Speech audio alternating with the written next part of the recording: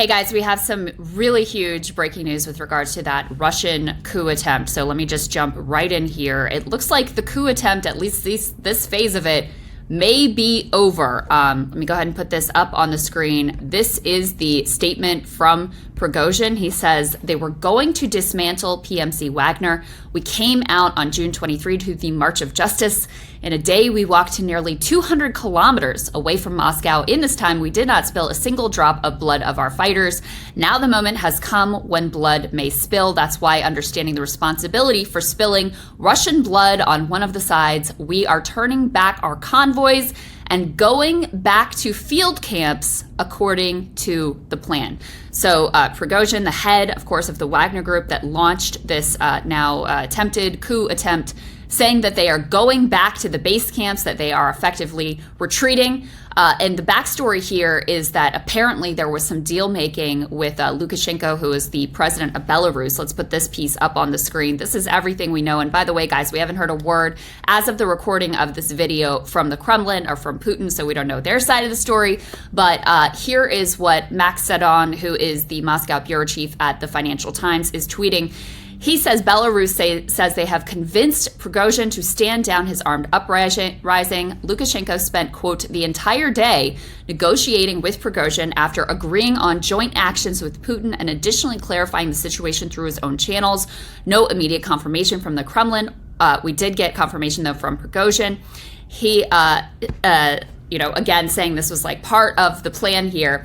And we have some early indications that perhaps part of the deal was some of the military leadership, the Russian military leadership that Prigozhin had been beefing with for a while now, that perhaps part of the deal was that they are going to be removed and others put in place, but that we don't have any confirmation on. And with all of this, you have to understand, take it with a grain of salt, wait for things to play out because these are incredibly chaotic and fast-moving developments. But just in a stunning 24 hours here, when you have the Wagner group, group of mercenaries launching this attempted uprising, armed rebellion, coup attempt, civil war, whatever you want to call it, marching fairly unimpeded within 200 kilometers of Moscow.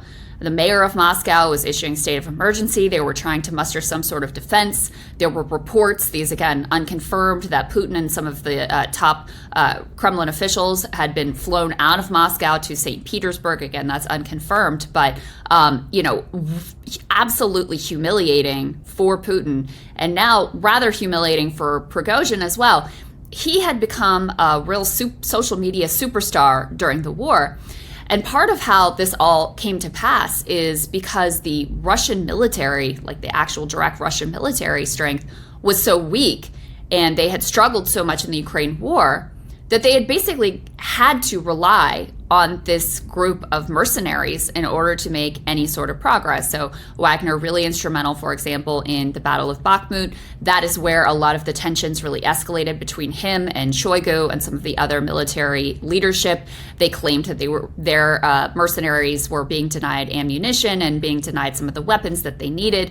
He's leveled charges of incompetence against the top military brass within Russia. And then with regard to this coup attempt, Sagar covered some of this in the video that he did previously in the beginning phases here.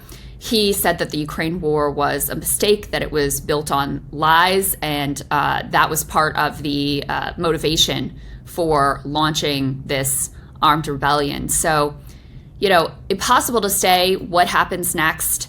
Perhaps the immediate danger to Putin's regime has passed. But this is a humiliating and really existential crisis for him. It will have huge implications in terms of their ability to prosecute the war in Ukraine at a time when Ukraine is attempting to mount a serious counteroffensive. There are real questions about how that would all unfold. Wagner has been, as I said, one of the most effective parts of their fighting forces. So just losing that ability in and of itself is, incredibly damaging potentially to the Russian war effort. Does this lead Putin to feel like, all right, I'm under pressure here, I got to sue for peace, let me get to the negotiating table? Possible. I think probably unlikely. More likely that someone like him, this sort of more strongman authoritarian leader, is likely to double down when faced with this set of circumstances. But he has shown a lot of weakness in his regime based on how this all unfolded, even with Prigozhin now appearing to get cold feet and turning back. So that's effectively all we can say. I guess the last piece that I'll add here is there was a lot of discourse online about like who to cheer for in this whole situation. And, the idea of a nuclear armed superpower being potentially headed by the, brutal leader of this mercenary group is a terrifying situation. And even with the potential end of this coup attempt, it still remains a very volatile and very dangerous situation when you are dealing with a nuclear armed superpower and, authoritarian leader with his back against the wall. So that's everything we know at this point.